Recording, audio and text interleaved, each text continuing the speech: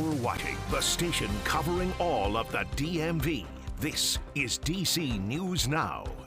And thanks for joining us on this Friday for DC News Now at 4. I'm Mark Hall. Yes, happy Friday, everyone. I'm Annalisa Gale. We start here in the district where a protester rushed a stage at an event being held by Mayor Muriel Bowser. She was preparing for a speech at an exhibit.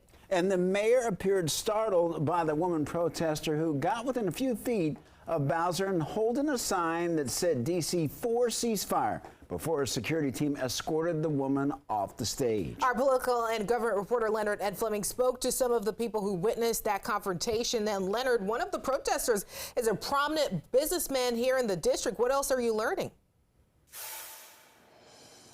Mark and Annalisa, the protester got very, very close, as you know, to Mayor Bowser, but was whisked away by security guards just a few minutes after that confrontation. And those in strong opposition to the war on Gaza, they say the mayor has ignored their efforts to get her to say ceasefire in Gaza, and they feel the confrontation was justified.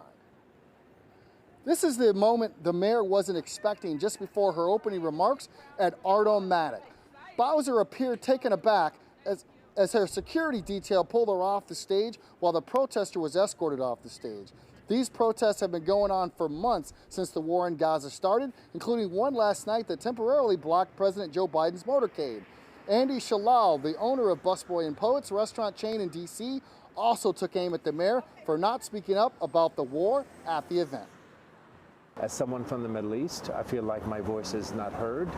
And it's important as a resident of the district, as someone that feels really a strong love for the city, it's important for me to understand that my leaders here are representing the people of the city.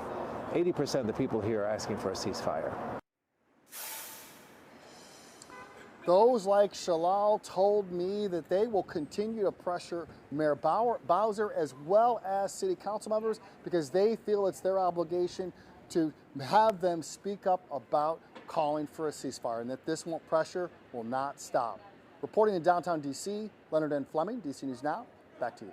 All right, Leonard, thank you. Right now, police are investigating a deadly shooting in Northeast D.C. It happened right around 12:15 this afternoon along Mount Olivet Street Northeast, not far from the Gallaudet University campus. Well, this afternoon, police say they found a man with several gunshot wounds. He died a short time later. Detectives were on the scene for several hours throughout the afternoon investigating. Police have not yet released the name of the victim and details about a possible suspect in the case. All right, switching gears now, taking a live look outside at Roslyn at 4:04. It's Friday, Mark. I can't wait. I mean, I just can't wait for the weekend to officially begin. I can't wait to hear weather forecaster Brittany Ward tell me that it's going to be a mixed bag. Yeah, I would definitely say Sunday would be the pick of the weekend because we are tracking some showers as we open up the weekend. But right now, we are dealing with the clouds. Satellite and radar are showing you the last couple of hours. Notice those clouds are slowly beginning to filter their way into the DMV, but still holding on to drier conditions. We are going to be keeping an eye out, though, on the storm system right now that is off to the west. The center of the low, as well as the cold front that's attached to that will be moving through late tonight into early tomorrow. That's going to be providing us with some widespread rain across the area.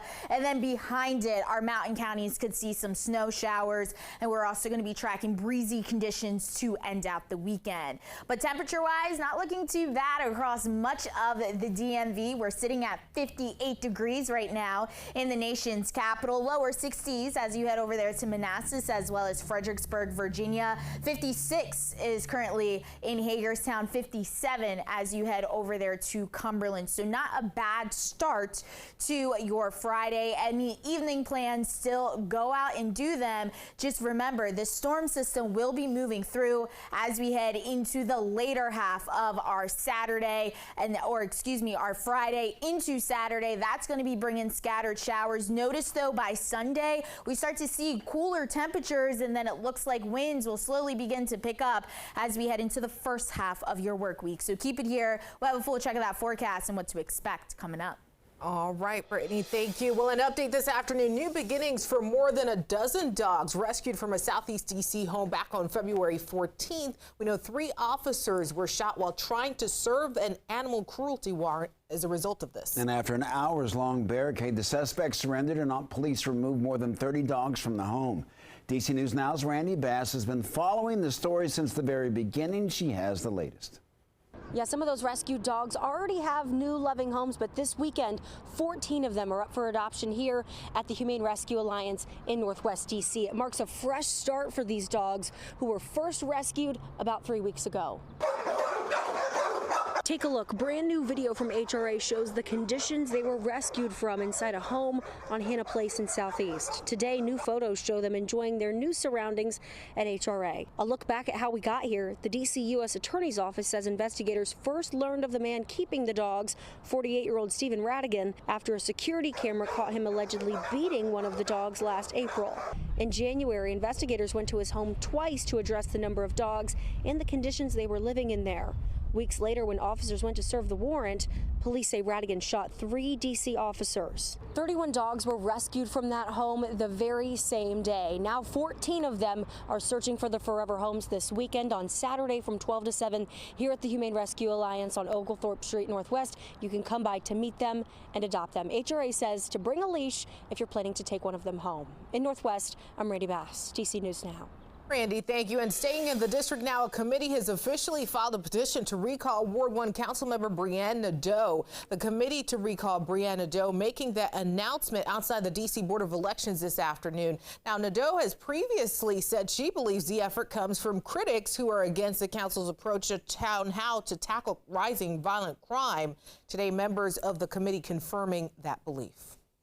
Her weakening of crime prevention measures while simultaneously failing to take aggressive steps to solve the social economic causes of crime has caused immense pain in our community. Nadeau has said she's prepared to fight that recall effort. A similar effort was brought against Ward 6 Councilmember Charles Allen. Well, Virginia Democrats are poised to send Governor Glenn Youngkin a budget before the General Assembly adjourns on Saturday. In it, a 3% raise for teachers and state employees in each of the next 2 years. On taxes, the budget includes adding a tax on digital goods like streaming services, but doesn't include other parts of Governor Youngkin's overall tax plan that he says would amount to a $1 billion tax cut.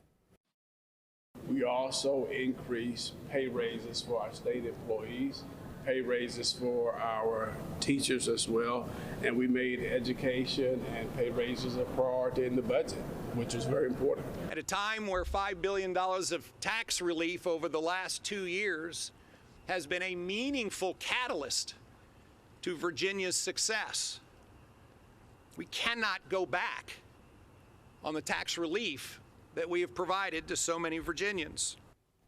Well, the governor can amend the budget once it comes to his desk. However, any amendments he makes will still need to be approved by the General Assembly when it reconvenes in April. Also in Virginia this afternoon, the Fairfax Connector is back in service after nearly 2 weeks of strikes. DC News Now's Candace Cole joins us from Fairfax with more.